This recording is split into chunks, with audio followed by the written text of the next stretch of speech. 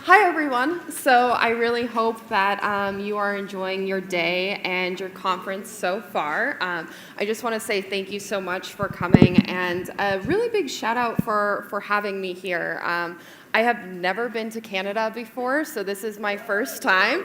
Yay! um, Yeah, so this is my first time in Montreal, and I'm just pumped to be here. So this talk is on how to deal with company change. You guys all heard how to up your salaries, so hopefully there's some really good tips there, and hopefully there's some good tips here. So before we get started, my name is Shelby Stewart, and just a little bit about myself. So I'm currently a product manager at Cengage, which is an ed tech company.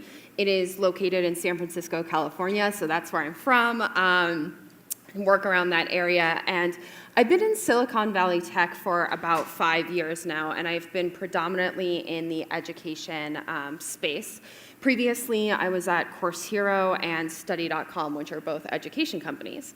But in April, I'll be excited, and I'll be starting a new product management journey at Lyra Health, which is a mental health company. They also deal with wellness as well, and they provide online therapy and therapists to their users. So I'm really excited to try something new. And then on the side, I'm involved in Women in Product. They have chapters kind of everywhere, Canada being one of them, and it's just a group dedicated to connecting and helping women who are in product management, if any of you are PMs out there. So yeah, you can find us on Facebook. Cool. So let's get into the talk. So change is ubiquitous at every company. So raise your hand if you've ever gone through any sort of company change. Yep, a lot of you. I made that very, very broad on purpose. We all have, right?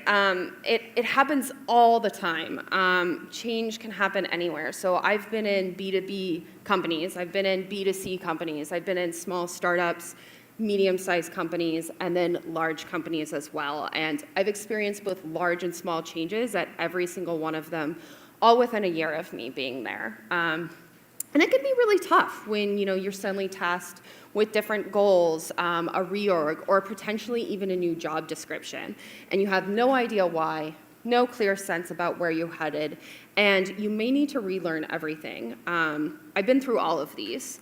And I've even implemented some of those changes myself. And not only can it be stressful when you're going through it, but when your entire company or your entire team is, it can be really challenging because there can be a strong sense of negativity that can be hard to escape. And like I mentioned, it doesn't get any easier the further up you travel in a company. I've been one of the ones implementing some of these changes. And I think especially as a woman, it can be really difficult because you're constantly worried about your team members, how they might be feeling about these changes when you have to make hard decisions and hard choices that can sometimes negatively impact their day-to-day. So this is not an exhaustive list of company changes, but highlights some of the more common ones, such as even new hires, promotions, new management, and then some of the more extreme changes as well, like a reorg or a new company direction. And all of these, even the positive ones, can have an impact on your day-to-day and require an adjustment period. So change can be really scary sometimes. It can be hard. We spend a lot of time at work. For most of us, probably the majority of our waking hours. And change can be really daunting when it impacts so much of our day-to-day, as well as potentially our livelihoods. You may have to navigate something new, something unknown, while often still meeting lofty performance metrics.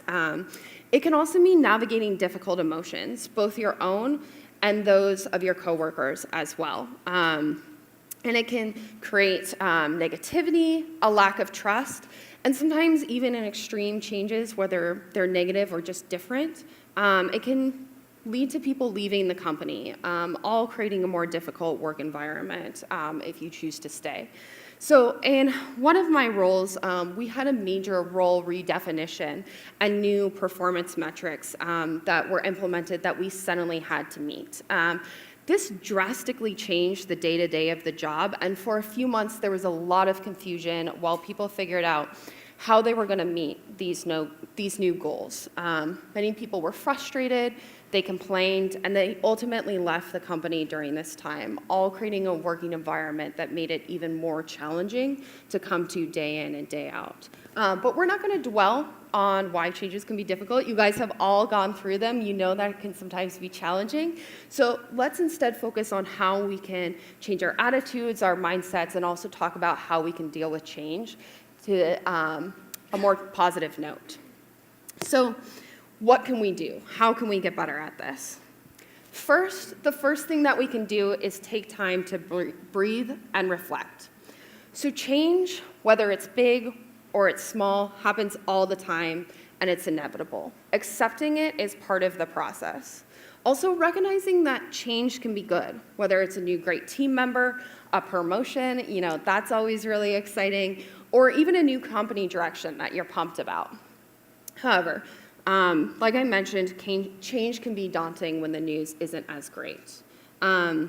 So unfortunately, I just experienced an office closure, so this talk became even more relevant to my personal life. And this meant that I had to find a new job. So I had never had to go through the job search after experiencing a layoff. I had always had the luxury of having a job for the foreseeable future while engaging in the job search, and this now changed.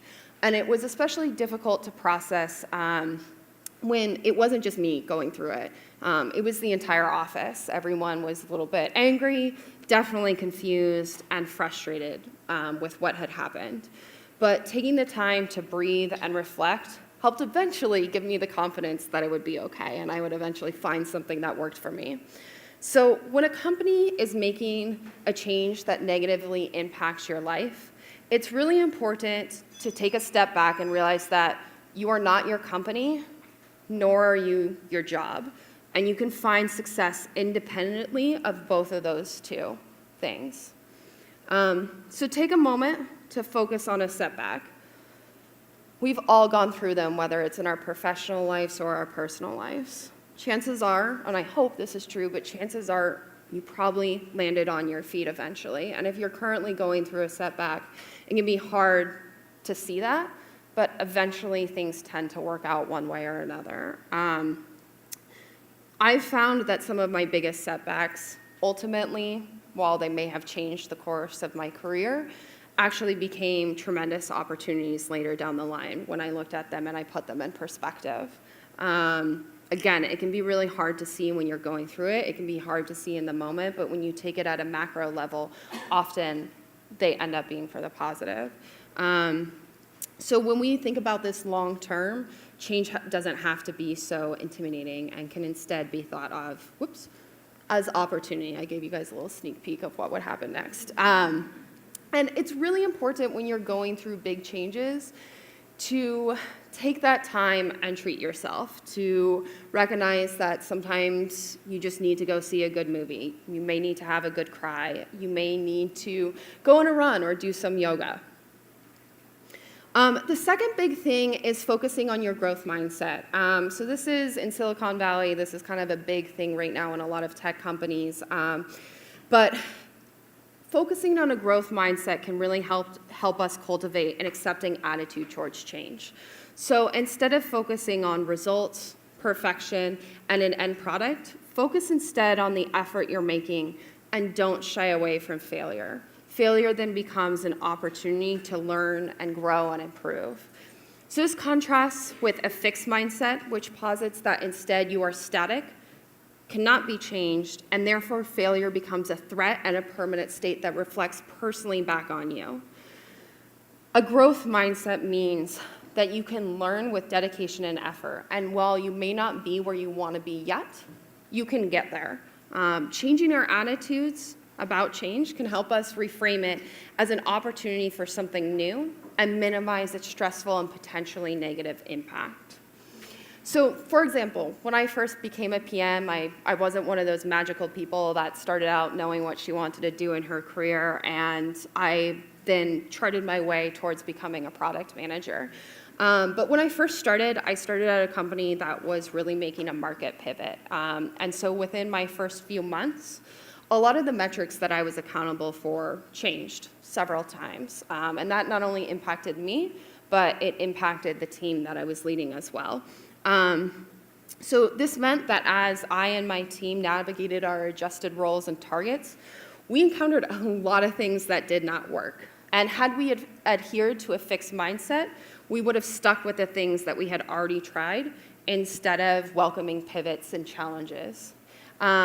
There are definitely highs and lows, both in your life, personally and professionally, and you won't always be 100%, and nor will your team. Accepting that and recognizing that that's okay and that that can change will help you get better. So the team and I, we knew that, we worked on that. It was definitely frustrating and challenging at times, but we worked to grow, and we eventually reached success because we knew we could get there if we just kept trying new things to see what worked. I think I looked at you and then I looked away because I got nervous. So the third thing is to create a plan. If others are affected by this change and its implementation, talk to them and make sure that you have all the information you need, whether a change is happening from the top down or you're the one implementing the change. So make sure that you understand how this will affect you, what's in it for me, also known as WIFM, but also how it will affect others, and be willing to help. Then organize yourself and your team by creating outcomes for navigating this change. So, for example, I've mentioned this office closure. I had to understand how I was affected by this change by asking questions like, when was my last day? What was I accountable for? Were there any official transition plans that I needed to know about? And then, were there any resources that I could look into to help chart my next move? So next, you want to then set a goal and create a vision for the intended outcome. So when my office closed, I had to figure out how I was going to find a next job. And this sounds very simple, but anyone who's in product management knows that it's a very competitive field. And I'm lucky that I live in the San Francisco area and there's a good job market there. But I created a plan to chart my next move. So I had to think about things like, did I want to stay in education, or did I want to make a pivot into other markets and industries to diversify my resume? What kind of company and team was I looking to join? Was it a big or small company, a startup or an established company that had recognition in the market? I had to reach out to my networks, and then I got super organized, and off of a recommendation from a friend, I created a Kanban board so I could follow up and track any patterns to ensure my success. I knew what stages I was at with each and every company and knew when I needed to follow up. Oops. Okay. So fourth is communicate.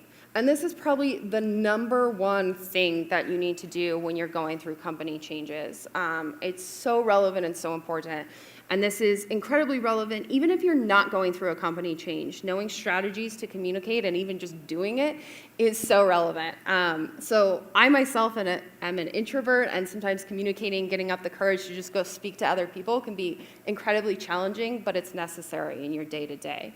No matter what role you play in your company, you need to both voice and hear concerns. So if you are implementing change, always communicate the why and the purpose of the change. Communicate your ideal state of where you're headed and why it's awesome. So for example, who are your users? Try to understand how this change, let's say you're implementing it, is going to impact them and your business positively. If you're a leader, present this information and back it up with data. That's a great way to convince others, whether it's your teammates or internal stakeholders. Then also be sure, again, if you're implementing change, to communicate change positively to each individual that's going to be affected by it. Think about why it's to their advantage. We mentioned earlier WIFM. Make sure that you're really taking that into account when you're telling others about change. Perhaps, for example, it could give someone the opportunity to learn and grow something new. So if you think you're communicating the right amount, I can guarantee you you're absolutely not. Half the time I thought I was, yes, this message, I've said it 5 times, done, they get it. That is 100% not true. So if you think you're communicating the right amount, you probably need to at least, at the very minimum, double or triple it and put it like in every communication channel you have. Be clear and be concise. People have a lot going on, both in their personal lives and their professional lives. So it can take a lot of time for your message, feedback, or ideas to sink in with how much is going on. We've all been in meetings with our computers up, taking notes, and we're not actually really listening. So take that into account when you're trying to deliver a message. Always solicit feedback by continually asking others for their opinion, meeting with team members one-on-one, sending out surveys, and then finding key influencers. One thing I want to say about that is, like I mentioned, I myself am an introvert. My team was also made of introverts, and that's fantastic, but sometimes if I would ask for their opinions, it was really hard to get honest information. So meeting with people one-on-one to see, okay, what things were working that I was doing, what wasn't working, was really important because I started to develop relationships with people and started to get more honest feedback that was desperately needed. So then I also mentioned finding key influencers. This is incredibly important. Every organization has key players who have earned the respect of their peers, have longevity, and therefore perspective in the company, and are influential. So getting these key players on board and letting them act as a sounding board can help leaders better understand how change is being perceived, and also help with the communication of that change and confidence during that period. So, whether you're a leader in a company or if you are not, knowing your influencers, and these don't have to be obvious. They're not always your stakeholders or your main leaders, but they're just maybe someone on your team who has great rapport with other members of your team. Talking to that person and recognizing that that person has influence with others can help make the change in what you're about to announce go off a lot more smoothly than had you not met with that person, maybe individually. So if you're the one going through change, give feedback and make sure you completely understand. No one wants to rock the boat, like I am one of those people, but leadership is often figuring it out right along with you. So making sure that you're offering constructive feedback both early and often. And I know sometimes it can be hard to think, but you may have more influence than you might think. So talking openly about your concerns in a constructive manner can change some of the course of the way that the change is going. So just to give an example on this, I mentioned that at one of my companies, I was going through a role redefinition, and a lot of our metrics and what I originally was hired for changed and evolved while I was there. I was able to provide feedback to leadership, and that helped redefine some of the goals that we were aiming for. So I and a few other people provided some year-over-year data that made our goals much more achievable and accurately reflect what we were able to do. And this made the change a lot less intense and more manageable than it had been before had a few of us not gone to leadership and talked about those concerns. So by giving information in a constructive way with solid evidence, we were able to influence the direction that we were going. So let's talk a little bit about tactics. Again, communication is really, really relevant when going through change. So there's a few that can work really well, and there's no need to use all of these all the time, but find the combination that works best for you, especially given the scenario. So the first is kickoff meetings. By getting the company or the team into one place, you give everyone the opportunity to hear what is being changed from the source. And you also give people the opportunity to ask you questions and voice their concerns in a larger group. So you're not having duplicate information. The second thing is one-on-one meetings. So these can come before, the big kickoff meeting, possibly if you want to practice your pitch, understand concerns that you can preempt before you give this big meeting, or like I mentioned with the key influencers, recruit people to your side. So you go into that meeting already having a lot of advocates for the change that you want to make. It's really important, though, especially if you're making a big change or one that you're worried about, to continue to have these one-on-one meetings after you've made the announcement. You want to continuously check in with people to figure out if there's other concerns that hadn't already come up, or just how they're feeling about this change and how they're navigating it. The third major thing is having documentation. So whether this is an internal wiki or something else, creating a shared source of information that is clearly documented to everyone can clear up any confusion and serves as a continual reference point as you go through the change and navigate it. This also ties in with Slack or synthesis emails because it helps address continual questions and confusions that the team or the company might have, and it also adds further to the documentation. So this way you and your team have a record that can always be referenced, especially as things are changing and evolving very rapidly. The next thing is meetings, like retros, for example, or surveys, followed by action items based off of that feedback. So these are really, really great ways to gauge the team, how they're feeling, where they are, and make any necessary pivots based off of what's not working. So at one of my companies, we used retros. They worked really, really great. At my current company, we use surveys, and I think that works very well for our team, given kind of our introverted nature. So I see, how they're feeling about something, and then we have kind of a retro-like meeting to discuss some of it. But it's just really nice to see that data and to see how it's charted over time, month over month. Do we have different issues? Have those issues from the prior month improved, et cetera? And then something that's overlooked, but I think is very, very important, is casual lunches or other outside of the office kind of activities. I know this can be a big time suck to our day. We already spend a lot of time at work, but I think it's really, really important.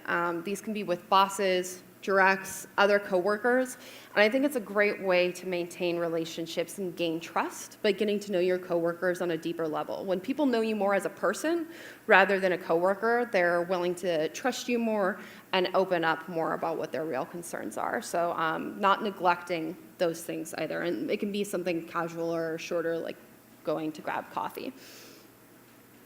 Cool.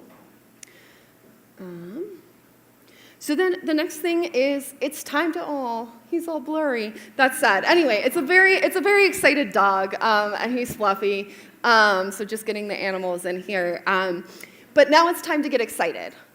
So change happens, and I think we can look at it negatively, or we can look at it positively. And I think trying to look at things positively is going to help not only us do better, but help our stress levels and also help how people view us as well. Being in the working environment isn't just about getting along with coworkers or meeting your goals, but it's also creating a professional brand that you maintain throughout your working career. And it's easier to have a good professional brand if you're positive. So sometimes forcing yourself to get excited can help. If the change is negative, you may have to fake it a little bit until you make it, but remember that being adaptable and optimistic is good skill in any environment, even if it may take you some time to find the positive. And maybe you're not excited about this change, but you still love your coworkers, and so that could be a really great thing to look at that is positive. So leadership often relies on help and influencers when change occurs. And by having a positive attitude, you might get to influence the change in the way that you want because you're showing that you're optimistic and that you are invested. Investment goes a long, long way, and positivity can really have a positive influence on the way people are viewing your investment in both what is happening, the team, and the company. So if you're in management, talking to your team, like I mentioned, can get people on your side, especially if you're focusing on the positive impact it could have on that particular individual. Change is also really exciting too, because a lot of times it means you get the opportunity to grow, to learn new skills, possibly get a chance to work with different people and teams within the company. And this increases not only your knowledge, your skill set, and your personal brand, but it also increases your marketability and your representation both within your company and within the general market as well. If you're looking at change positively, showing that you want to help, that you want to be a part of it, no matter if you stay with that company or not, people are going to have positive things to say about you when you're searching for your next job. They're going to write you good letters of rec. they are going to maybe proactively reach out to future employers and recommend you because you have shown that during difficult times, you can have a positive influence and you can learn and you can grow and you can adapt. Unfortunately, not everyone is like that in a working environment. And so making sure that you are showing that really, really makes you stand out. So when my office closed, it would have been very easy to look at it negatively. And there were moments when I definitely did. Some of my personal connections can attest to that. But most of the time, I tried to focus on how I could view this positively and how this could help my career overall. So for me, I tried to look at it as a chance to look at other companies in different markets besides education. It was also an opportunity to look at anything I didn't like about my current role or my current company and find a job that addressed those concerns and would be better for me in the long run. And then I mentioned earlier where I went through a situation where my role completely changed. And it was scary and it was daunting and there was a lot of negativity on the team at first. But I got the opportunity to learn far more skills than if that position hadn't changed at all. I got the opportunity to work with other departments, think creatively, and I ended up creating a defining methodology that the entire team adapted, and it helped us achieve a lot of the metrics that we were aiming to hit. And had that role stayed the same, I would not have learned or gotten the opportunity that I was able to. So thinking about change, even seemingly negative ones as opportunities can make you excited. And I know that can be challenging, but again, kind of zooming out a little bit can help you find some of those positive things and the silver lining. It's also a really, really great time to think long-term and expand your horizons by asking yourself really important questions. And these are questions like, what new skills can you gain with this change? What new teams can you possibly navigate and work with during this time? What do you want to learn overall? What are your long-term career goals? How can you leverage this to your advantage as you navigate your career more long-term? And then, are you looking for a future promotion or possibly a career pivot? Is there any way that you can use this change to get that advantage? And one important part of this, and I think this can be especially hard as women sometimes, I myself struggle with this, and I constantly have to actively tell myself to get better at this, but being upfront about your goals and your passions and your ambition. I consider myself overall a very quietly ambitious person, and so it can be difficult to vocalize that, especially if I don't get there. And now everyone knows that I failed because I put it out there. But putting it out there increases your chances of getting there because people often, especially if you have a good manager or good coworkers, want to see you succeed. And they don't know what your goals are if you don't tell them. So making sure people know that you are interested. And this is especially relevant in change because a lot of times during change, the going gets tough and people leave. And there are holes and opportunities that open during times of change that you can move into, that you can learn new skills, that you can shadow people during those times because suddenly the landscape of your company has changed. So taking that into account and leveraging that can be super, super important, especially if you have long-term goals that you're looking to achieve. Change can make things confusing within the chaos, and it can be hard to find meaning in our day-to-day, but also look to your passions. What are you excited about? Is that your company mission? Is that your coworkers? Is that something that you love in your day-to-day that you can really impact? Let that drive you as the going gets tough. And then we're almost there, guys. So number 6, be part of the change. Ultimately, change is about people management and managing their emotions. So focus on the people, focus on your team. Change will be easier to accept and adapt to if you're looking out for others and how they're feeling. And if you're not a leader, become one. Take this moment to help other people and recognize that your people are your greatest assets. They matter, and the way that they're feeling about this change can make or break how quickly and how well change gets implemented. You're better off if your team is feeling positive. So like I said, people often leave during times of upheaval, but if you're focused on your team and the team culture, chances are you're going to increase your best talent staying at your company. And then know that change happens, but it can be so exciting and it can be so cool. And if you help cultivate that thinking, your team will be much less freaked out about it in the long run. You can do this, for example, by celebrating little wins. So change is hard, but celebrating these wins helps boost morale. So celebrate when your team releases a feature, meets goals, or stays late one night to fix a bug. It's important to also take note when things aren't going as well and brainstorm how you can turn them around. So does that mean taking time out to discuss and brainstorm, maybe do some design thinking about how you can really get things back on track? Does it mean for you personally, maybe getting away from work, taking a vacation day or even an extended vacation? I know when I've taken vacations, I've come back feeling so much better. Or does that mean doing maybe an offsite for your team during a particularly frustrated time to get everyone's kind of emotions up and feeling better? Another strategy during this time, too, is removing ambiguity. Sometimes people don't want to brainstorm. They don't want to think about things. They just need a leader who can provide guidance. And it's okay to occasionally tell your team what to do, give them specific deadlines so you can give them structure. And then when focusing on your stakeholders, let's say you want to implement a change, it can be really important to start using deliberate words, especially words that your customers use, and bringing up this language with stakeholders, just kind of casually before you approach a big change, can really get them on board with a new strategy. And if you start to see these positive reactions, you can start to formalize this plan with your stakeholders and with your team.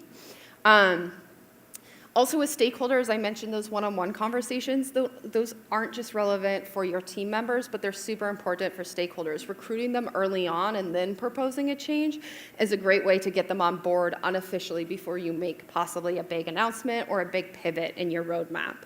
And then if, for example, you are going through a change, don't forget your stakeholders. They want to hear how you're doing and how your team is doing throughout this change. So keeping them updated and creating specific points and when you can give them more information is really relevant. Perfect. And then the last thing is know when it's time to move on. So be honest with yourself and your goals. Sometimes it's okay to move on from your company or your current career and try something new. Don't just stay in a place that has become toxic or makes you unhappy or no longer meets where you want to go or what you want to do with yourself. At the end of the day, companies are businesses, and they should recognize that people are going to move on from them, and that's okay. Just make sure that you're not burning your bridges. And be upfront about a change. And then lastly, any type of change, big or small, good or bad, can come with an adjustment period. So know that you and others will make mistakes, but the important thing is to learn, forgive, move on, and do better next time. It's a small world in tech. I'm in San Francisco, but here I am in Montreal, making connections, hopefully. So your professional brand and maintaining that is really, really important. So just in closing, change happens. It's okay. It can be a chance to try something new. So look at it positively. It takes time, so be patient and speak up when something isn't working. And then remember your people. Work with them to implement change. And then, yeah, if you guys want to connect with me, here I am. But thank you so much for having me. I really appreciate it.